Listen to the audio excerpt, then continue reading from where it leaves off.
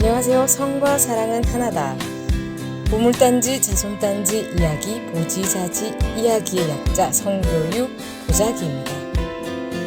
여러분들 잊지 마세요. 성교육은 가치와 리얼함이 함께 가야 합니다. 저는 결혼을 하고 나서 성에 대한 또 생식기에 대한 재해석이 됐어요. 나보다 더 내 생식기에 관심 있고 또 좋아하는 남편을 보면서 정말 신기했고요.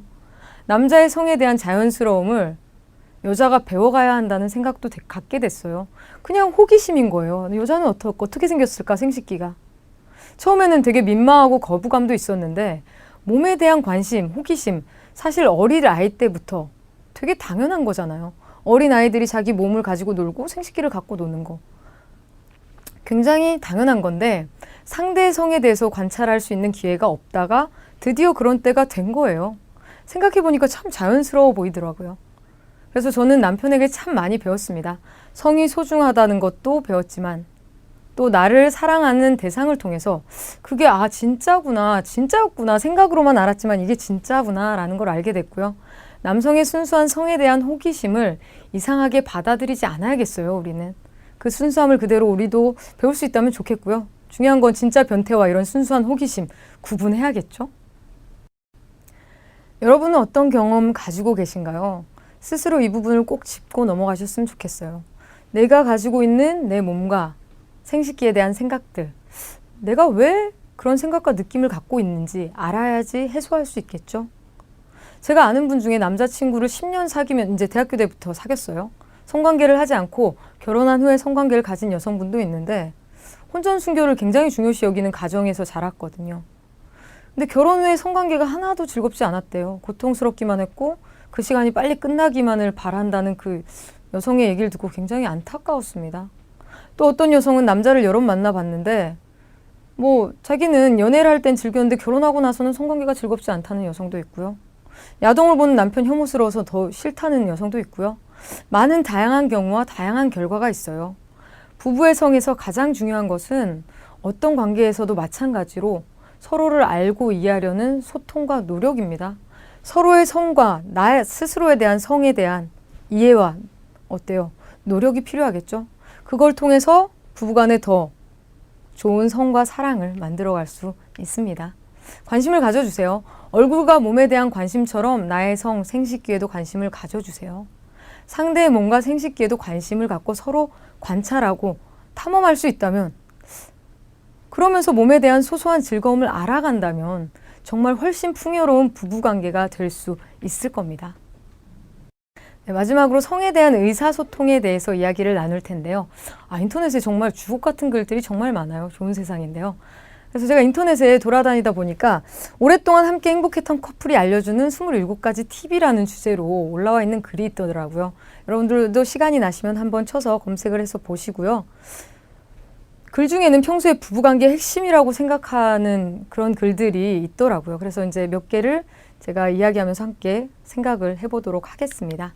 먼저, 사소한 스킨십이 중요하다. 첫 번째입니다. 아까 계속 얘기해오는 건데요. 계속 강조되고 있는 부분인데요.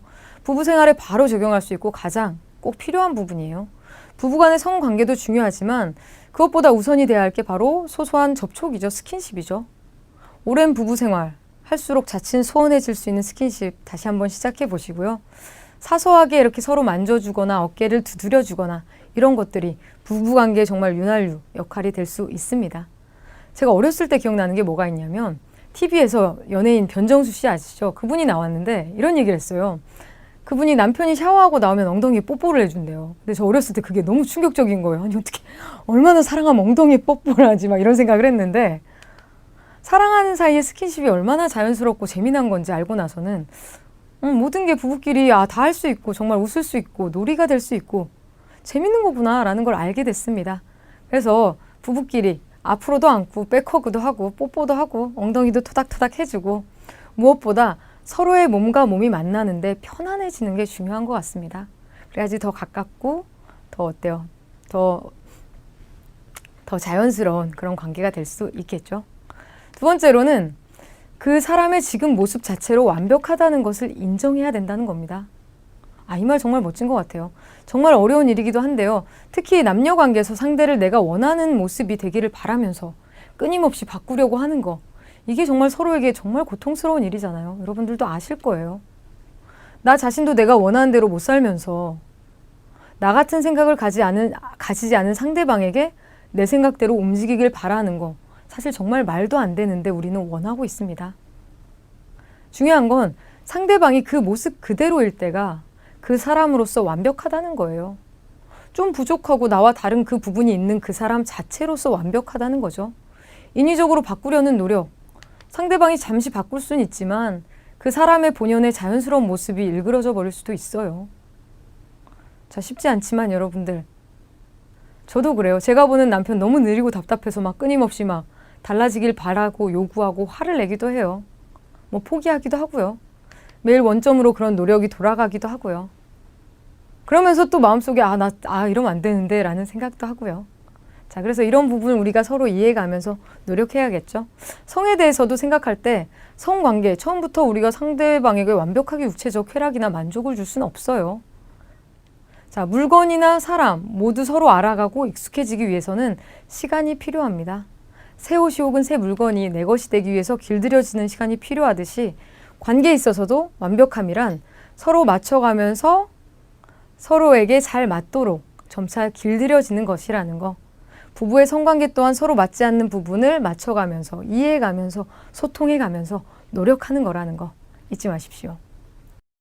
네, 다음 세 번째는 소통입니다. 대화를 통한 소통이 가장 중요합니다.